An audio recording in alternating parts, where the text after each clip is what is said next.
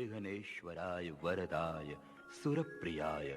लंबोदराय सकलाय जगद्विताय नागाननाय श्रुतियज्ञविभूषिताय गौरीसूताय गणनाथ नमो नमस्ते।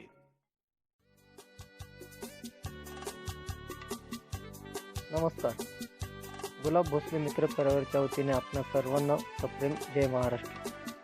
मित्रा हो, गेल्या अनेक दिवसांपासून आपण पाहतो आहोत संपूर्ण संगमनेर तालुक्यामध्ये एकच नाव चर्चेले जात आहे आणि ते म्हणजे गुलाबराजे भोसले यांच्या वाढदिवसाच्या निमित्तानं संपूर्ण तालुक्यातील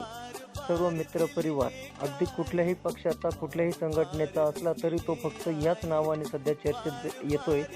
ते म्हणजे गुलाब भोसले। अगदी सोशल मीडियापासून ते प्रत्यक्ष भेटींपर्यंत सध्या सर्वत्र चर्चेत असलेला हा गुलाब भोसले नेमका इतका चर्चेत काय आहे याचं कारण आपण पाहणार आहोत।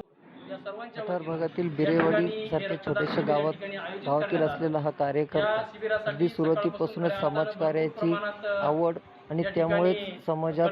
मोठ्या प्रमाणात ओळख निर्माण झाली आणि ही ओळख निर्माण करत असतानाच कृषी क्षेत्रातील, सामाजिक क्षेत्रातील, आरोग्य क्षेत्रातील, त्याचबरोबर शेती क्षेत्रात विविध कामं करत असताना गावात वेगवेगळे उपक्रम राबवणे आणि त्याचबरोबर अवयवदानाच्या शिबिरांपासून ते रक्तदान शिबिर, रक्तगट तपासणी शिबिर यांसारखे वेगवेगळे उपक्रम गावात राबवले आणि या सर्वात महत्त्वाचे ठरले ते देहदान शिबिर आणि रक्तदान शिबिर। इतक्या प्रमाणात जास्तीत जास्त सहकाऱ्यांना सामावून घेत असताना या खूप मोठा मित्र परिवाराची साथ गुलाबराजे भोसले यांना मिळाली आणि त्यामुळे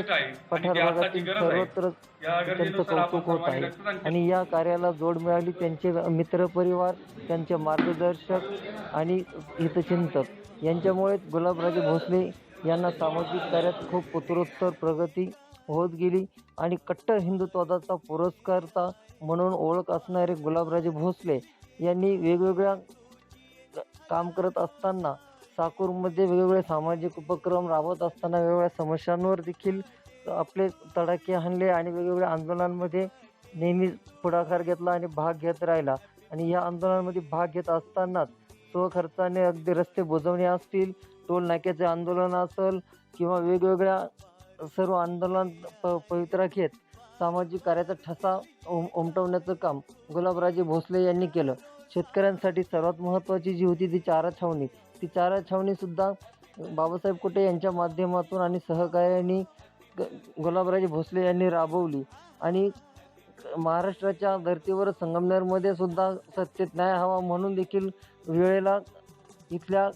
संघर्ष केला आणि हा संघर्ष करत असताना त्यांना वेगवेगळ्या मार्गदर्शकांबरोबरच मित्रपरिवारामध्ये सर्वात महत्त्वाचा भाग असलेले त्यांचे मित्र आणि पारनेरचे आमदार निलेश लंके यांचा अतिशय मोठा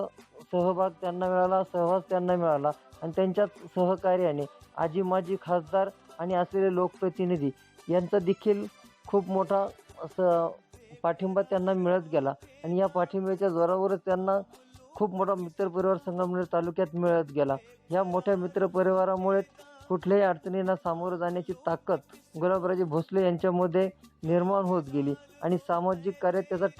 ठसा उमटवत गेला आणि ह्या ठसा उमटत असतानाच